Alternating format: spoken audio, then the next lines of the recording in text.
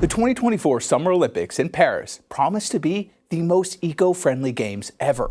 But experts say those sustainability commitments are just a bunch of greenwashing. With London and Rio in the rearview mirror, the goal of Paris organizers was to reduce carbon emissions of this year's games by half. To do this, they're spending more than $16 million on carbon credits to offset what will be emitted during the games. Essentially, what that means is the Olympics will be funding climate-friendly projects around the world in order to make up for pollution happening in Paris. However, some of those credit-generating projects have been scrutinized by environmental watchdogs over claims about the benefits they deliver.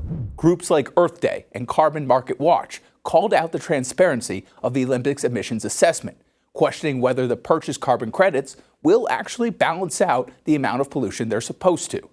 The Games will also be using another form of offsetting emissions to meet its 100% renewable energy goal, a plan that has received similar criticism. In order to make this claim of powering the Olympics on completely clean power happen, renewable energy certificates will have to be relied on, meaning the electricity used to turn the lights on in these stadiums doesn't necessarily come directly from a renewable source. The Olympics are just paying for that green energy to get made elsewhere. The New Climate Institute says this practice often results in significantly misrepresented emissions data because it allows for the continued use of non-renewable energy sources.